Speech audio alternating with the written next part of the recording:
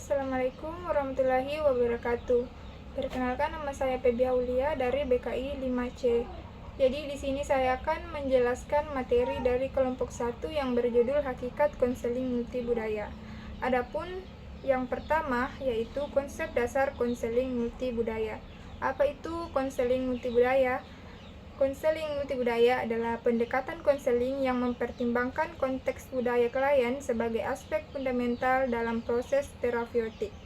Hakikat konseling multibudaya terletak pada pengakuan bahwa setiap individu membawa latar belakang budaya yang unik, termasuk nilai-nilai, kepercayaan, pandangan dunia, dan pengalaman hidup yang dibentuk oleh identitas budaya mereka. Adapun yang pertama itu landasan filosofis itu terbagi menjadi 3. Yang pertama, relativisme budaya adalah pandangan filosofis yang menyatakan bahwa keyakinan, nilai, praktik, dan moralitas sebagai seseorang harus dipahami dalam konteks budaya orang tersebut dan tidak boleh dinilai menggunakan standar atau kriteria budaya langsung. Contoh relativisme budaya, sistem sapaan di Indonesia terutama di Jawa, menyapa orang yang lebih tua dengan sedikit bungkuk adalah sebagai tanda hormat. Kemudian yang kedua ada konstruksi sosial realitas, adalah teori sosiologi dan filosofi yang menyatakan bahwa makna, pengetahuan, dan bahkan apa yang kita anggap sebagai realitas diciptakan secara korektif melalui interaksi dan kesepakatan antara individu dalam sebuah masyarakat. Contohnya, konsep ulang kertas atau logam secara fisik hanyalah materi. Nilai tukar dari mata uang, misalnya rupiah, adalah sebuah konstruksi sosial. Kita semua setuju secara sosial bahwa selembar uang kertas memiliki daya beli tertentu.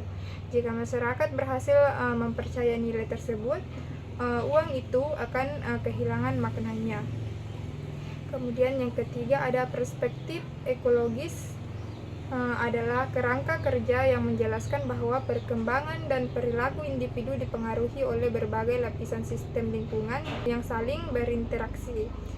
Individu tidak dipandang sebagai entitas yang terisolasi, tetapi sebagai bagian yang tertanam dalam sistem yang lebih besar.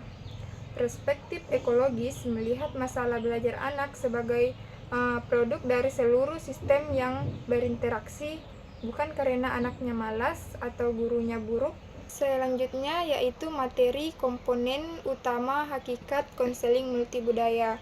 Yang pertama, kesadaran diri konselor. Kesadaran diri konselor adalah pondasi paling mendasar dalam konseling multibudaya.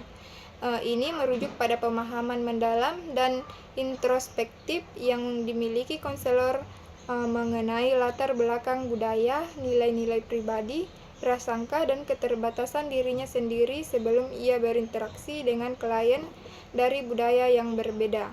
Yang kedua yaitu pengetahuan tentang keberagaman budaya.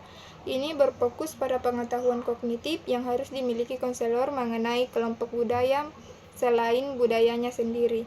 Ini adalah langkah maju dari sekedar menyadari keterbatasan diri menjadi upaya aktif untuk memahami dunia luar. Kemudian yang ketiga, keterampilan intervensi yang responsif budaya. Ini itu berfokus pada kemampuan praktik konselor untuk menerapkan pengetahuan dan kesadarannya ke dalam tindakan nyata, memastikan bahwa teknik dan metode konseling yang digunakan sesuai dan efektif bagi klien dari latar belakang budaya yang berbeda. Kemudian yang keempat ada kompetensi komunikasi antar budaya. Ini secara spesifik berfokus pada kemampuan konselor untuk berkomunikasi secara lisan dan non-lisan dengan cara yang sensitif, jelas, dan efektif saat berinteraksi dengan individu dari budaya yang berbeda. Kemudian ada prinsip-prinsip fundamental. Yang pertama, penghormatan terhadap keunikan individu.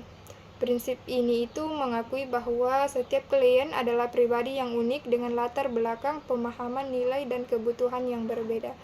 Konseling harus dilakukan dengan perspektif yang menghargai dan mengakui keberagaman ini. Kemudian yang kedua ada kesetaraan dan keadilan sosial. Prinsip ini melampaui fokus individu dan melihat konteks sosial, politik, dan ekonomi yang lebih besar. Prinsip ini itu menuntut konselor untuk mengidentifikasi dan mengatasi hambatan sistemik yang menghalangi klien untuk mencapai potensi penuh mereka. Kemudian yang ketiga, pemberdayaan klien. Pemberdayaan adalah proses membantu klien memproses kembali atau meningkatkan kontrol atas kehidupan mereka sendiri. Kemudian yang keempat, kolaborasi dan dialog. Prinsip ini itu menekankan bahwa hubungan konseling harus didasarkan pada kemitraan yang setara antara konselor dan klien. Kemudian yang ada materi dimensi identitas budaya. Yang pertama, etnis dan ras. Etnis adalah warisan budaya, bahasa, tradisi, dan atau asal-usul geografis yang sama. Kemudian ras itu merupakan kategori sosial yang dibentuk untuk membagi manusia berdasarkan karakteristik fisik yang dirasakan seperti warna kulit atau struktur wajah. Kemudian ada agama dan spiritualitas. Agama adalah sistem kepercayaan dan praktik yang terorganisir, seringkali melibatkan ibadah atau kekuatan supernatural yang menyediakan kerangka moral dan makna hidup. Kemudian spiritualitas adalah pencarian makna, tujuan, dan hubungan yang bersifat pribadi dan individual yang mungkin terpisah atau terkait dengan agama formal. Kemudian yang ketiga, gender dan identitas gender.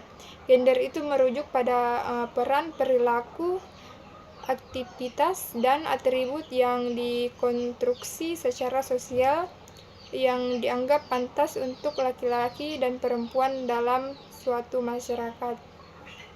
Kemudian identitas gender adalah perasaan internal yang terdalam dan pribadi seseorang yang mengenai gendernya sendiri, misalnya pria dan wanita, keduanya atau tidak keduanya, yang mungkin sesuai dan tidak sesuai dengan jenis kelamin saat lahir.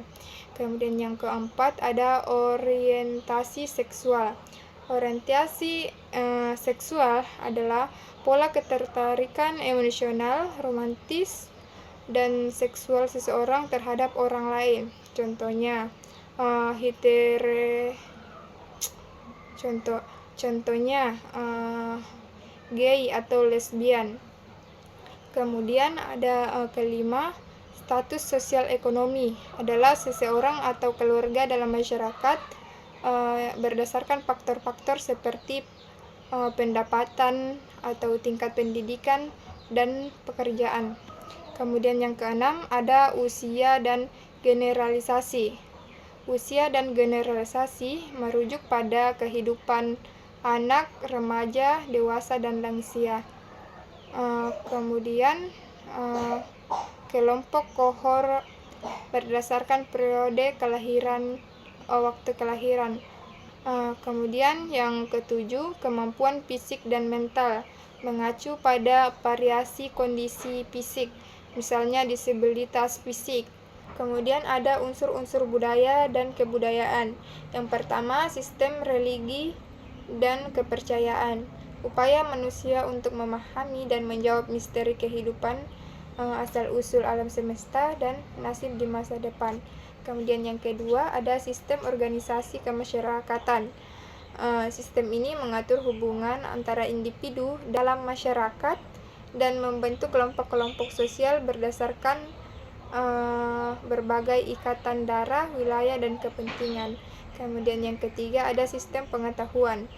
Sistem pengetahuan adalah keseluruhan ide, gagasan, dan konsep yang digunakan masyarakat untuk memahami, menginterpretasi, dan berinteraksi dengan dunia di sekitar mereka. Kemudian ada bahasa. Bahasa adalah alat komunikasi lisan, tertulis, dan isyarat yang memungkinkan manusia untuk berbagi ide, pengetahuan, tradisi, dan emosi secara kompleks. Kemudian ada kesenian. Semua bentuk kegiatan dan hasil olah batin manusia yang mengungkap keindahan, perasaan, dan kreativitas yang dapat dinikmati oleh orang lain. Kemudian yang terakhir ada sistem mata pencarian hidup, yaitu adalah cara-cara yang dilakukan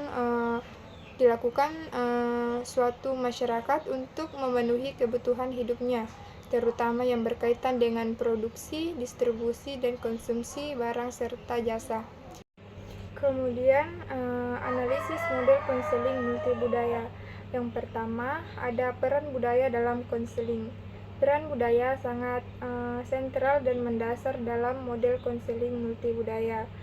Yang kedua, ada kompetensi konselor multikultural, yaitu seperangkat pengetahuan, keterampilan, dan kesadaran yang dibutuhkan konselor untuk dapat bekerja secara efektif dan klien dari berbagai latar belakang budaya. Kemudian yang ketiga ada fokus model konseling multibudaya. Fokus utama model ini adalah mencapai keselamatan yang berpusat pada budaya antara konselor dan klien. Kemudian yang keempat ada penerapan dalam praktik. Penerapannya yaitu memerlukan konselor untuk secara aktif dan fleksibel untuk mengatasi proses konseling mereka. Sekian, itulah penjelasan materi dari saya. Kurang lebihnya mohon dimaafkan. Wabillahi taufiq wal hidayah. Wassalamualaikum warahmatullahi wabarakatuh.